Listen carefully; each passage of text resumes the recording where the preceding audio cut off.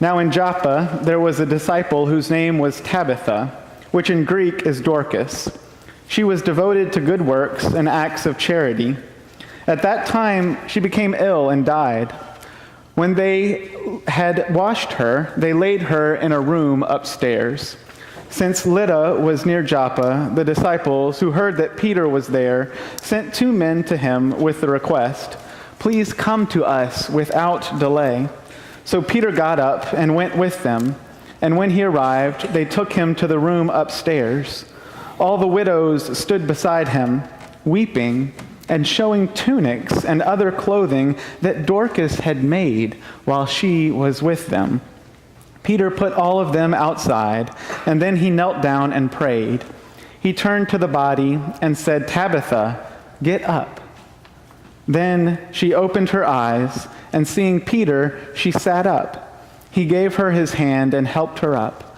Then calling the saints and widows, he showed her to be alive.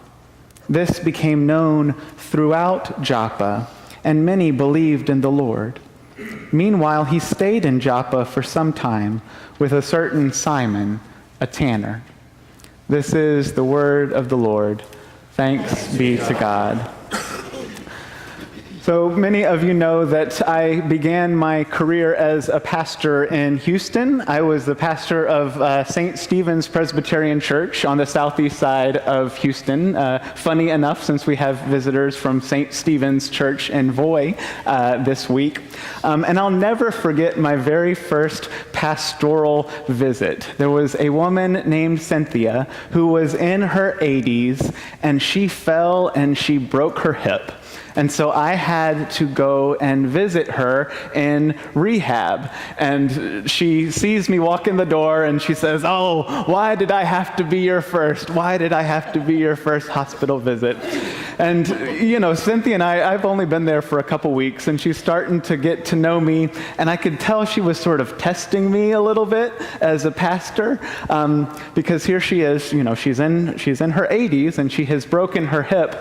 And she asks, "Pastor, what is heaven going to be like?" And I can't remember exactly what I said, but it had something to do with, oh, well, you know, in Revelation, there are these jewels and sort of streets paved with gold.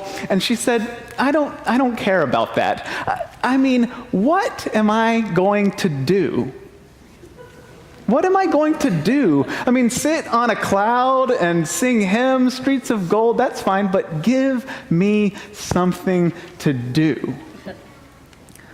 That response has stuck with me, obviously, because Cynthia reminds me of a lot of saints of the church. A lot of mothers. When there is a need that needed to be filled, Cynthia would step up and she would fill it.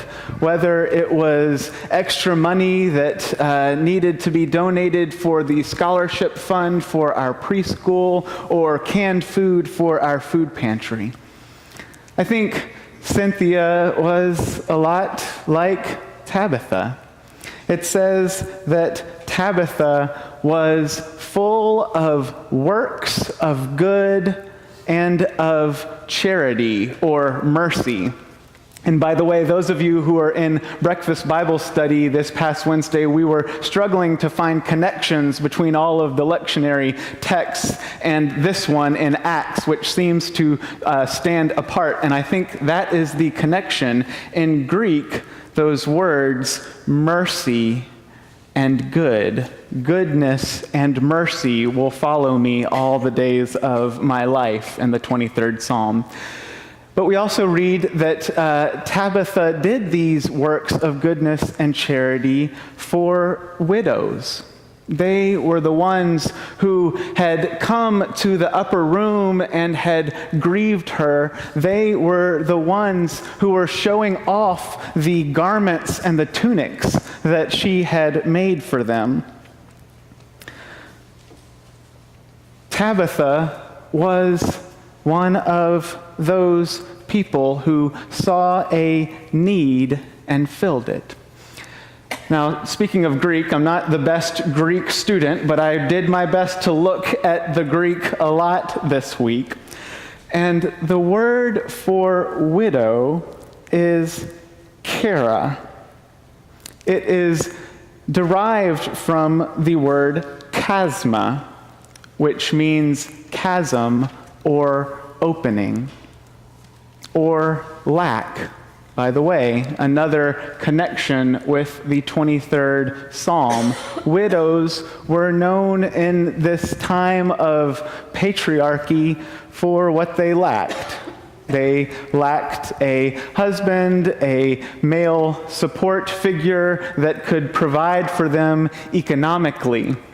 And so when we read in the Bible about widows and orphans, we can see that as meaning those people in need, those people who lacked, those people who were defined by outsiders by what they lacked, rather than by what they had to offer. And I think in this passage, we do get some divine recognition of the concern that my church member Cynthia had about heaven, right? Because this is the detail that we are given about Tabitha, is that she helped deacons, that she helped widows, that she helped the poor. You see, Luke is pretty sparse on details that he gives for different accounts throughout the work of Acts. Luke, who wrote Luke's gospel, is also the author of Acts. In fact, we've just heard there was a story of a healing that immediately preceded this one, and we get hardly any details at all. But in this one, we are told that the person that was raised from the dead was someone who was doing these good works. And so God desires that these works of charity, these works of compassion, don't cease.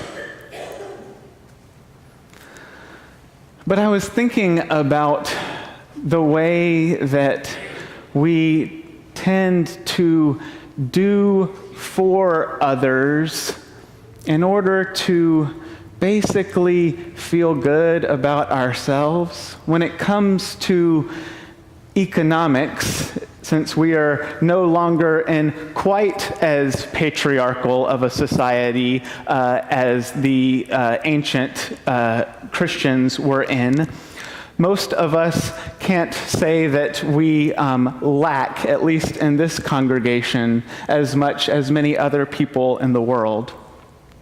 And so we have this desire to help those who lack. And that is what sent me to the country of Peru when I was about 21 years old, after college, as a young adult volunteer for the Presbyterian Church USA. I wanted to be around the poorest of the poor. I wanted to be in a place where I could understand my privilege and understand my blessing, because I was giving back to those who weren't as fortunate as me. I worked in conjunction with a program called Compassion International. You can see their advertisements on the internet. You'll be clicking along and it'll say, "Sponsor a child for just one click." And you then are led to a page where you can donate money that helps pay for a meal and helps pay for schooling for children around the world in poverty. And so there was one particular student in the Compassion program named Morelia. She was about 12 years old, and I don't know how many brothers and sisters she had, but she was the daughter of a single mother.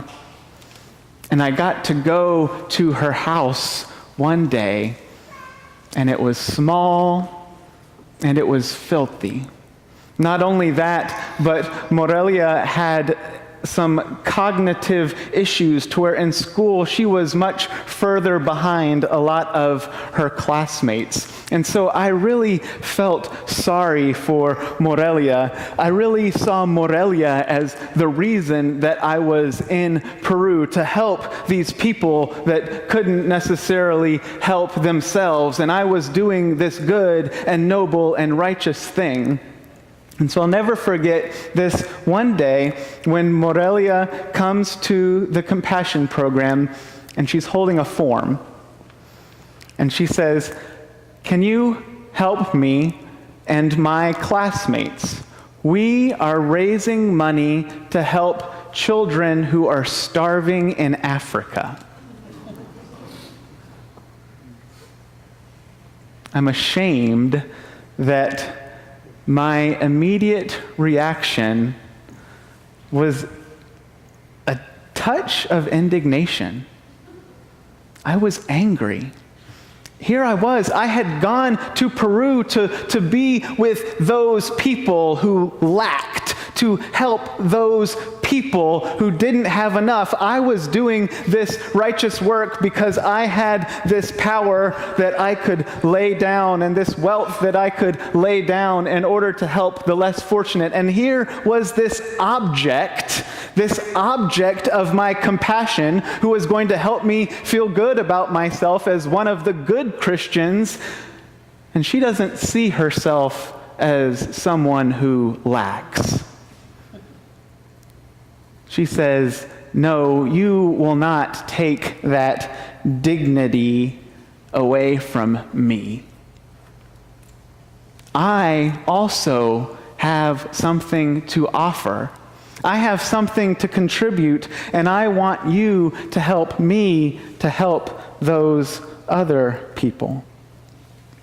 It didn't set in right away for me to be able to recognize the motivations that I had for going to Peru and realizing how selfish many of them are. And I think I'm still working through what it means to be a person of means in this world and how to live responsibly with what we have. So I think it is fortuitous that we have Joseph and we have Grace here with us today. They are mission partners from St. Stephen's Church and School in Voi, Kenya. And this is a partnership that could very easily not be a partnership.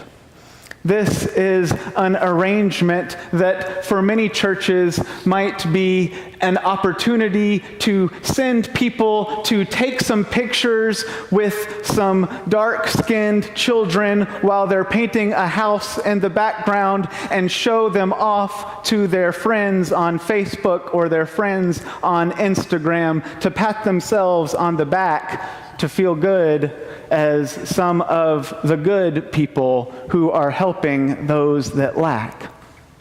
Now, I'm not going to suggest that our partnership with our friends in Voi can't be strengthened. I think there is still work to do besides just the financial support that we are able to give. And I also don't mean to suggest that that financial support isn't helpful and isn't necessary. Over the years, we have funded scholarships and we have funded building projects that has enabled their church and ministry to do things that they would not be able to do. And we get to feel good about playing a part in that.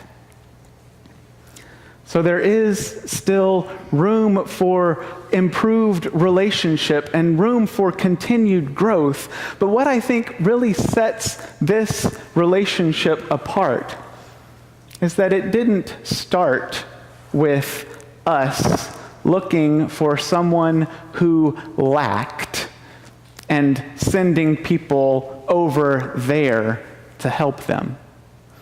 It started with St.Barnabas realizing that we had something that we lacked. in terms of relationship, in terms of knowledge of other ways to glorify God and be the church. We signed up for a program for Partners in Mission, and the very first visit was not us going to Voi, but representatives from Voi, George Gatahi, coming here. That was almost 25 years ago. And since then, we have gone back and forth. It has been an interchange, a relationship, a partnership. You see, we wealthy American middle-class Christians have things that we lack too. I think one of the things that we lack is an assurance that even if we didn't have these gifts to offer, we would still be valued in God's sight. Even if we could do nothing to help but just be, we would be worthy of love for who we are. So what will heaven be like? I think there will be a good amount of doing, but I think for some of us, there will be a good amount of being, a good amount of resting in God's love. And there will be relationships that happen because we lack for nothing, because we are enveloped in the love of the Good Shepherd who desires us to be filled with goodness and with mercy and with true dignity and relationship and steadfast love all the days of our life. I think that was the ministry of Tabitha. I think that is why God could not let Peter let her go. May we see one another the way that Tabitha did. May we see ourselves and the other the way that Christ sees us.